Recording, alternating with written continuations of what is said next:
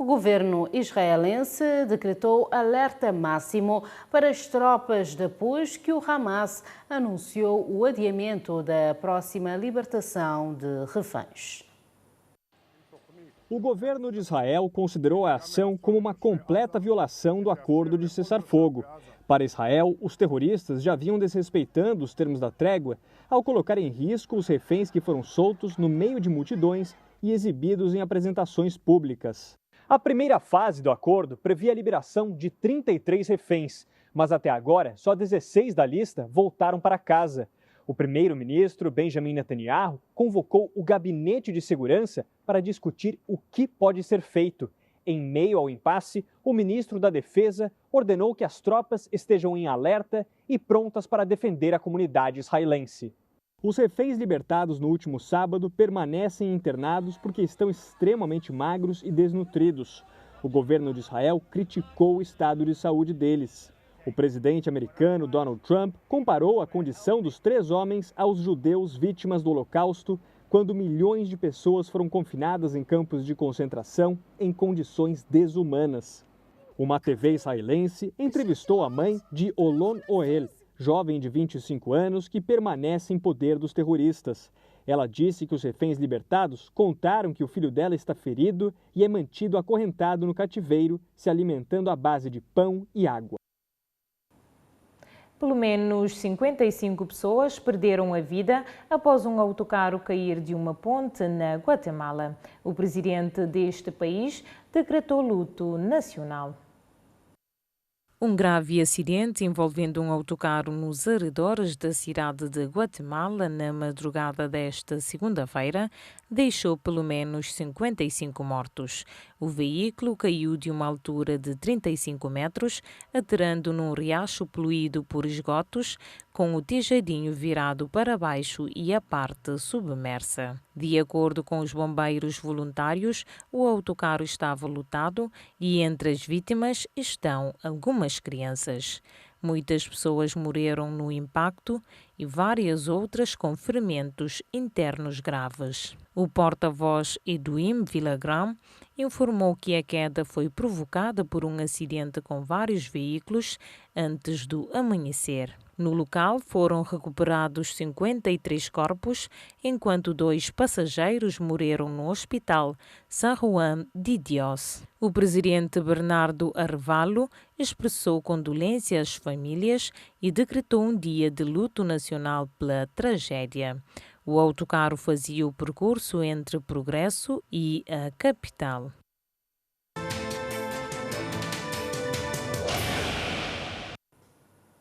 Os incêndios na Patagónia, ativos há 12 dias, já provocaram uma morte, destruíram dezenas de casas e queimaram mais de 3.000 hectares de área de floresta protegida.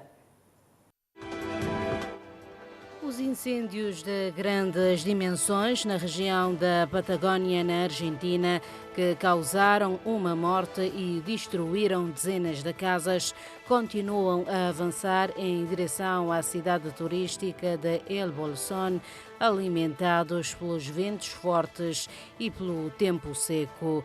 Uma tempestade na noite de domingo trouxe algum alívio aos habitantes e às autoridades, mas não afetou a intensidade do fogo.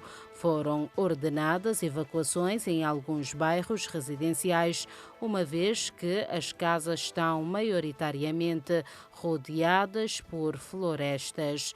O fogo começou há 12 dias num parque natural de referência na Patagónia, que por esta altura de verão no hemisfério sul recebe cerca de 800 visitantes por dia. A corrupção nos países da União Europeia piorou pelo segundo ano consecutivo, de acordo com um índice anual divulgado na terça-feira, que classificou a Hungria como o pior desempenho do bloco e encontrou grandes economias como a França e a Alemanha a recuar. A Transparência Internacional, que compila o índice da percepção da corrupção, afirmou afirmou que dos 180 países inquiridos, cerca de um quarto registrou a pontuação mais baixa desde que a ONG começou a utilizar a metodologia atual para sua classificação global em 2012.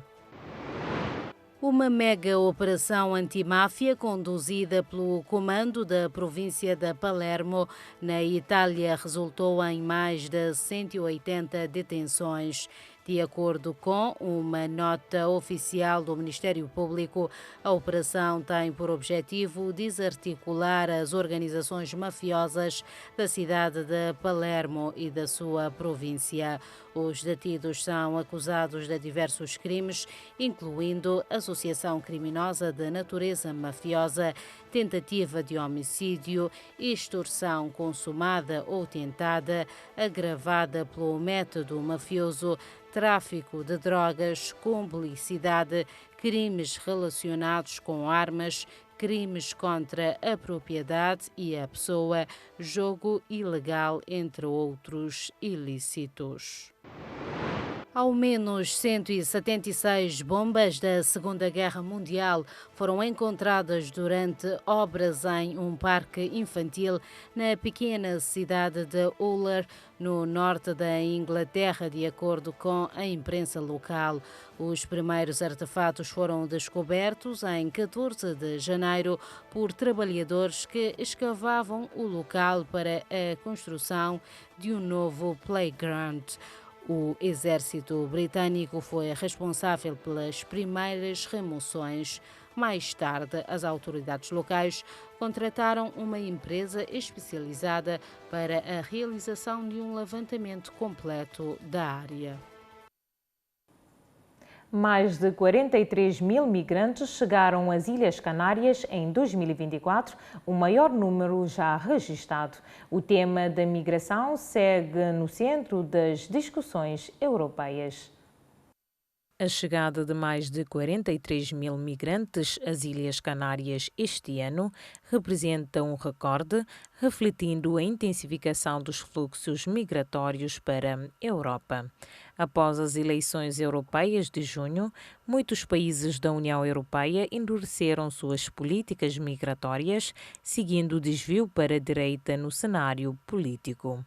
A presidente da Comissão Europeia, Ursula von der Leyen, enviou uma carta aos Estados-membros propondo medidas como a aceleração do retorno de requerentes de asilo e a criação de centros de detenção em países terceiros. Essa abordagem segue o modelo do acordo entre a primeira-ministra italiana, Giorgia Meloni, e a Albânia. Enquanto isso, o governo espanhol reforça a gestão de imigrantes com a abertura de um centro de acolhimento de emergência no aeroporto de Ciudad Real para tratar de pedidos de asilo e de quem chega em situação irregular.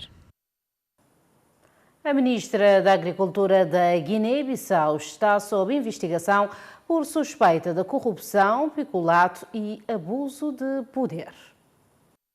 O Ministério Público da Guiné-Bissau emitiu ordens de interdição de viagem e de detenção contra a atual ministra da Agricultura, Fatoumata Diaw Baldé, o ex-ministro Mamassa Liu Lamba e a diretora-geral da Floresta e Fauna, Fatoumata Baldé. A investigação aponta para a venda de grandes quantidades de fertilizantes, alegadamente autorizada pela ministra, confirmando crimes de peculato e administração danosa. O antigo ministro é acusado de usar uma empresa privada para viabilizar a venda. Enquanto Fatoumata Diaw Baldé e Mamassa Liu Lamba estão fora do país, a diretora-geral foi ouvida pela Justiça e liberada com termo de identidade e residência. O caso veio à tona após uma denúncia do Partido dos Trabalhadores da Guiné, do qual os investigadores fazem parte. A ministra solicitou ao Ministério Público o esclarecimento completo das acusações.